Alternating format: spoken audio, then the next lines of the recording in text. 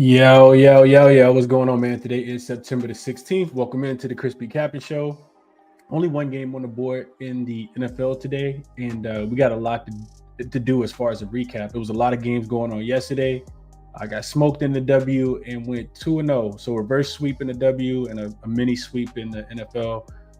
We'll get into a quick recap, jump into a couple of the comments, and talk about Monday Night Football on this show. Be back tomorrow for the Tuesday games in the WNBA. So let's do just that. Let's jump right into it. Like I said, recap. Man, WNBA treated me terribly yesterday. I really liked the Liberty. They get smoked by the Lynx at home. Thought the game meant a lot to them. And I think it did, but the Liberty got this thing where if they're not making shots, it kind of feels like they're kind of out of the game. So I think it was Sabrina Ionescu. Every time she has a bad game, it's correlated with them not being able to win the game. But yesterday, it was more so their defense. So I get smoked on the Liberty. Caitlin Clark, I didn't get a chance to watch the full game, but I did see Lexi Hall blow a easy layup. Like I'm talking about, like so easy layup. I don't know how many she blew, but Caitlin Clark probably should have just took her points plus assists because she goes off against the Dallas Wings, but she doesn't go up and over the 10.5 assists. I think she finished with 8. And then Connecticut and Las Vegas first half under. No defense played in the first half. The Aces lock up in the second half. They've held, I think, 6 straight opponents under their team total, but they just weren't into playing defense in the first half. The game was played at a pretty fast pace as well.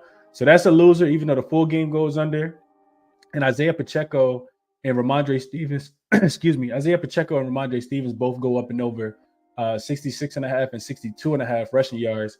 Those were pretty easy winners. I think both of them did end up getting the 80 rushing yards yesterday. So take a small step back overall, down almost a unit.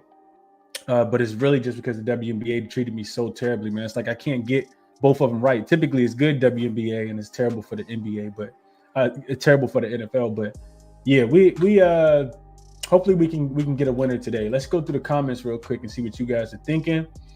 Prolific says, "Morning, Chris. Was a backwards day yesterday. If you took dogs, you cashed. Thank God for Connecticut. Connecticut, you must have took the under. Dogs." In the NFL, I think went 9-5, I think 9-6, something like that. He says he's feeling Eagles and under. What up, Justin? What up, Can't Stop? What up, AOD? What up, Mark? Can't Stop says NFL did me dirty yesterday, but not a good weekend, but it's a new week, which means new money, and I agree with that. Java says, yo, brother, let's cash. Azare Stevens robbed me of a 10-leg parlay with 100-time cash out, with 150-time cash out. Didn't even play second half. Yeah, that's what Kurt Miller does, though. We talked about that. They almost won that game, too. I did get a chance. I got back home in time to catch the ending of that game. And Seattle kind of playing with their food, even though they were down 2 starters. If I can say this, the one thing that happened yesterday that was a positive thing was that Seattle ended up getting a win.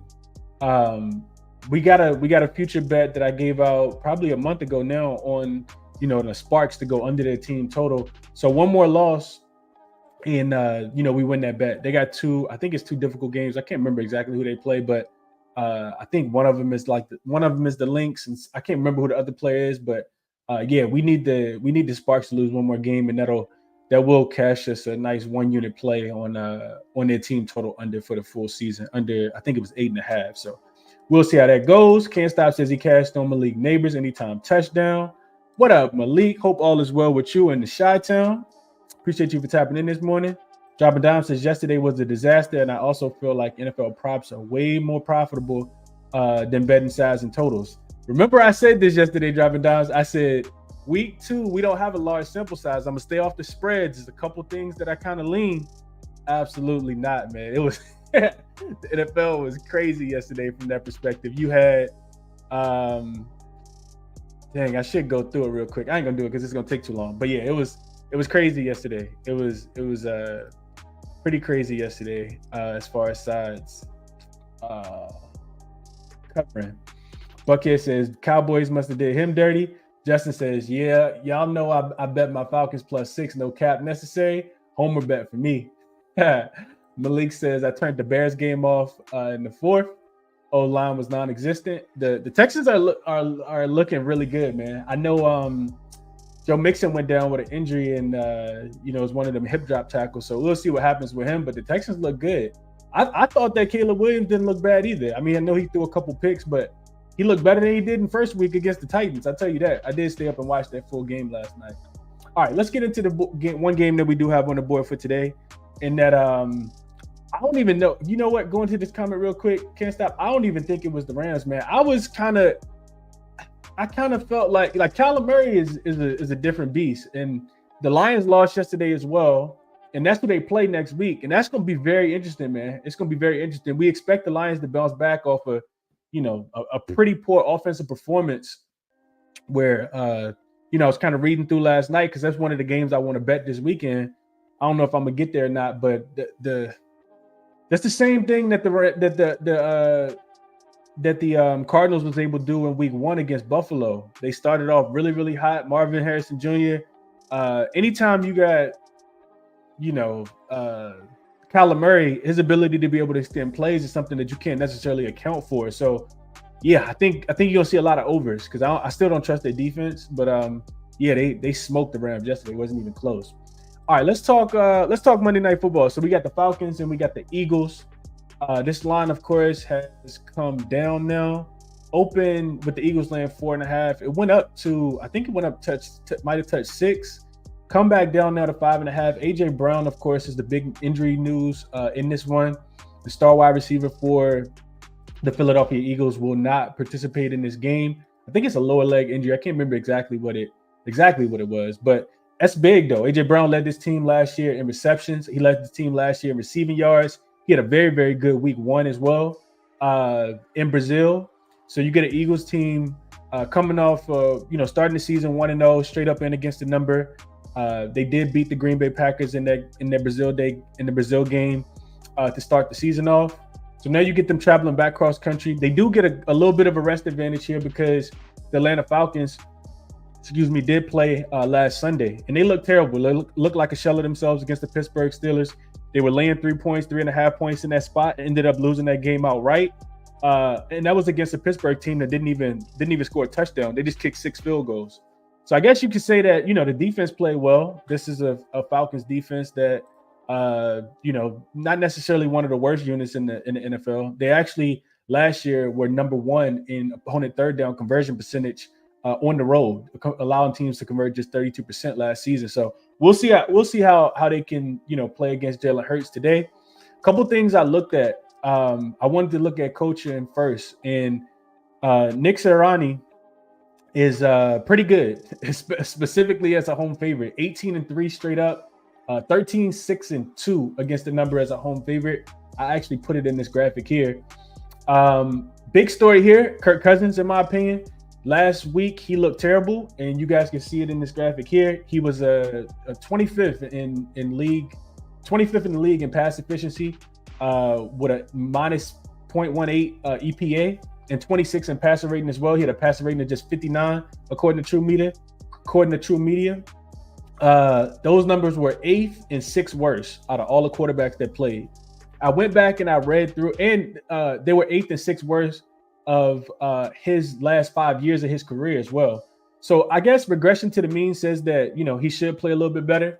I went back and listened to the post-game interview and all of the stuff that, kind of led it up to practice.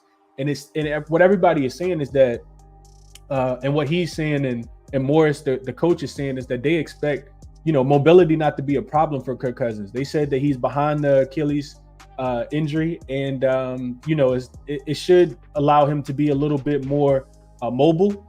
Also in that game, it was I can't remember exact stat, but I know that the Falcons didn't run any play action, which everybody was kind of thinking that was kind of geared towards him not being able to be mobile as well. Raheem Morris kind of shot that idea down, just saying that it was game script and game flow. The Falcons are not going to be able to be that predictable if they're going to have a chance in this game, in my opinion. They're going to have to do a little bit more than running every play out of the pistol formation like they did last week. The Falcons also were the worst pass blocking. They got the worst pass blocking rate last week. 35.7% pressure allowed against the Pittsburgh Steelers, according to True Media. And They were also second in the league last season. They were a pretty good offensive line. So I'm kind of expecting the Falcons to bounce back a little bit in this spot, man. This is not, I don't think last week is indicative of what we see, for the Atlanta Falcons. I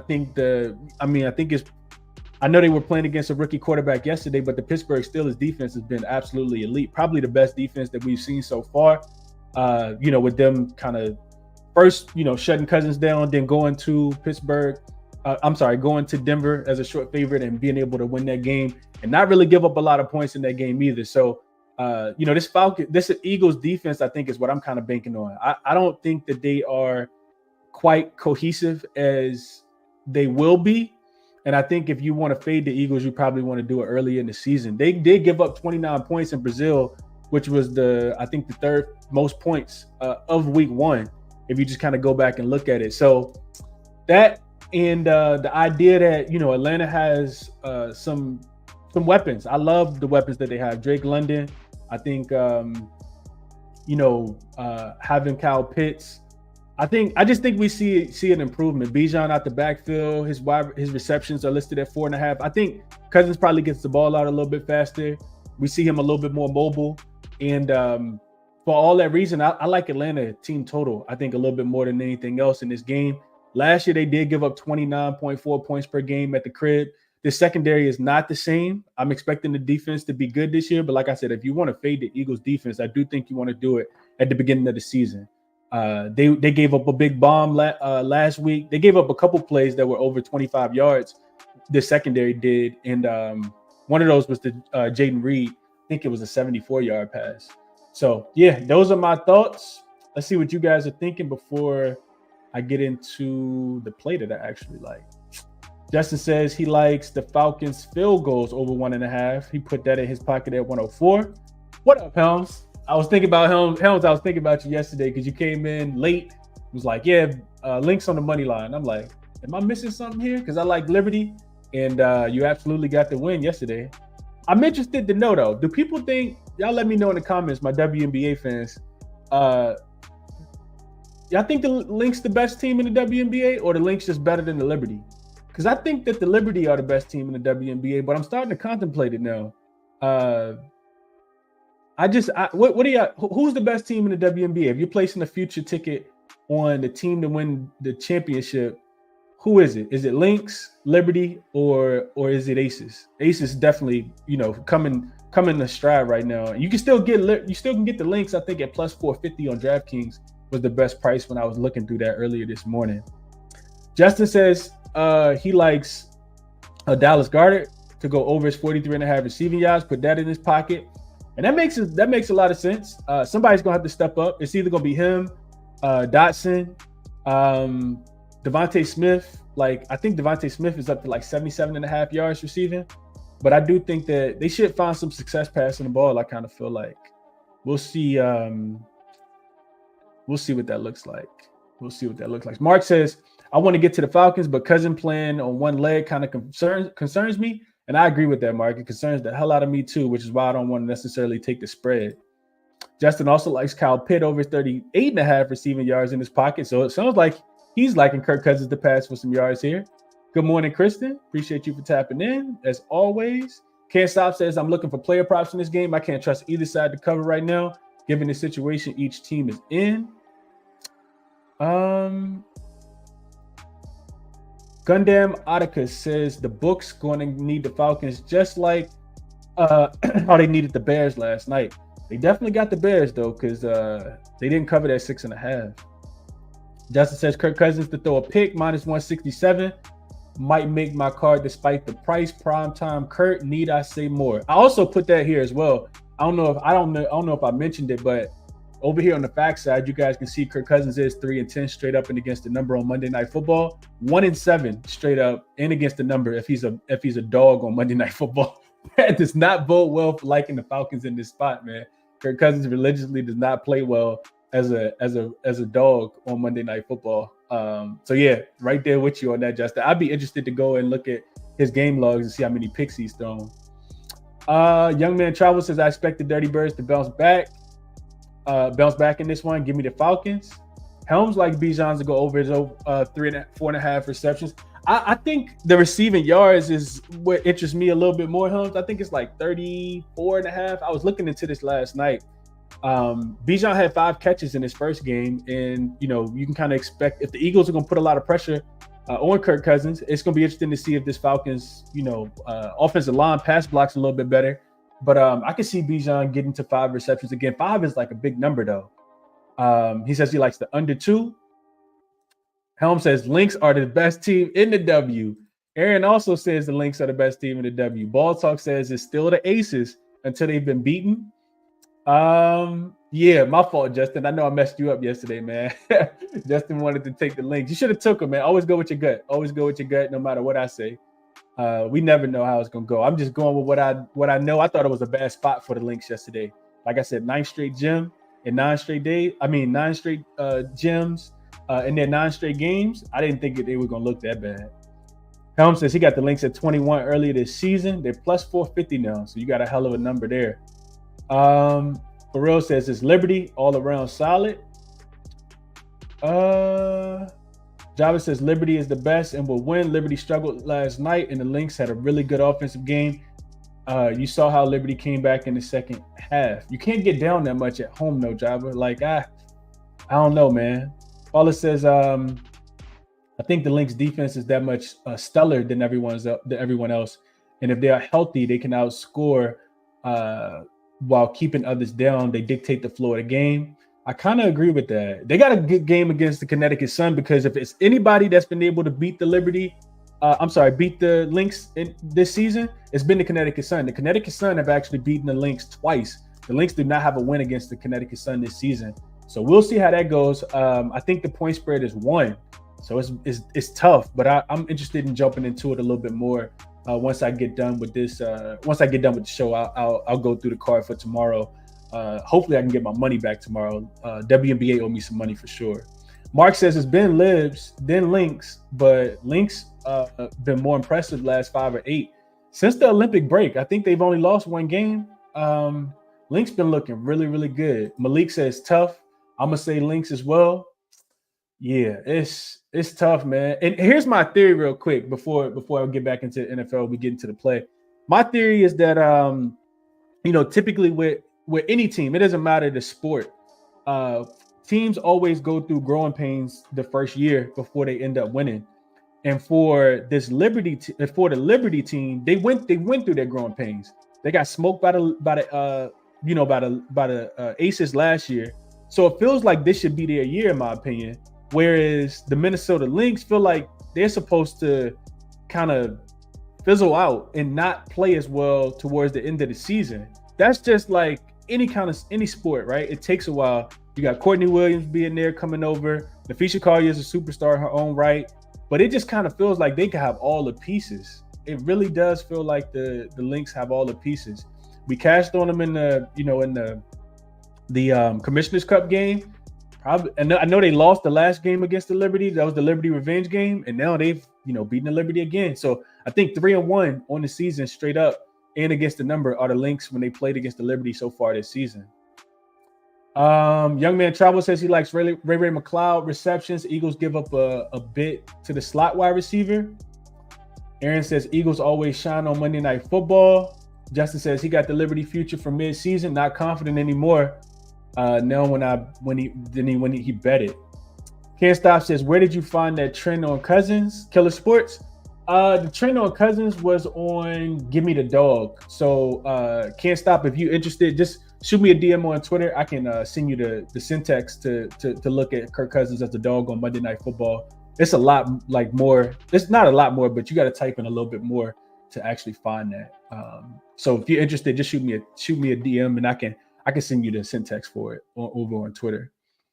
Aaron says when the Lynx lock in, they're hard to beat. What up, Jose? Appreciate you for tapping in. Justin says he tailed on the Sparks under to get the Liberty ticket money back that he's expect. Says he did take the Lynx, but took the +4. Glad you took it. Dougie Bone says Aces got most talent, Liberty most consistent, but the Lynx have been best team and playing consistent enough. I agree with this. I do think they have been the most consistent team. Liberty got a too many, just not playing up to the moment type spots, in my opinion. So I think I agree with that. I do think I agree with that. Makes sense. Helm says, we go links on the money line tomorrow. It's going to be a difficult spot with the Connecticut Sun coming back home, but I got to look a little bit more into it. What up, LJ? He says, Eagles 7-1 to the over at home. Last year, 16-9 to the over at home as a fave since 2020. And I put that in here as well, LJ. Sirianni, 18-3 straight up, 13-6-2 against the spread as a home favorite. I didn't add it. Nick Sirianni is 15-6 to the over as a home favorite. So that correlates exactly with what you're talking about here, LJ. Nick Sirianni, the coach of the Eagles, typically plays over football. All right. I think we did a pretty good job. So if I'm betting the game today, man, I like Atlanta. I think that they should be able to score. It kind of goes with the trends that LJ was just talking about. The ones I gave out, bounce back for Kirk Cousins. And I think they can get to 20.5 points. It's 21.5 on some books, 20.5 on other books. I think that they can get, a couple touchdowns and a couple field goals in this game against the Philly defense. Like I said, I'm just not ready to go all in on yet. So we'll see how it goes. I haven't bet it yet, which is why it's in red.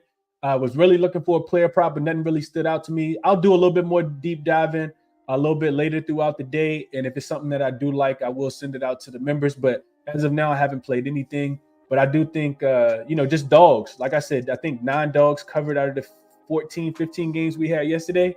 And I do think this game is going to be played with pace. I'm expecting Kirk Cousins to look a little bit better than he did last week. That Atlanta Falcons offensive line to look a little bit better. And I think he got enough weapons. So we'll see, man. We'll see how it goes. But that's the play that I'm looking to the most in this game. It will be Atlanta team total up and over to 20.5. Resources that I use to handicap the games, as always, are here. Check out OddsJam if you guys are interested. Use referral code CBC to get 20% off your first month. Also, check out moneyballer.com to get 50% off your first month over there. One-stop shop for all your trends, all your stats, all your situational spots, and definitely worth the investment as well. Try it out. If you don't like it, you can always cancel. I know a lot of people have been signing up because I've been getting the email to confirm that you guys have been signing up. So appreciate that. And that's the show for today, man. If you enjoyed it, do me a favor, hit the thumbs up button on your way out. Share the show, subscribe to the channel. Link for all my official plays is in the description, as it always is. Bet responsibly. It's only week 2, and I will catch you guys in the next one. Enjoy the games tonight, man. I'm out.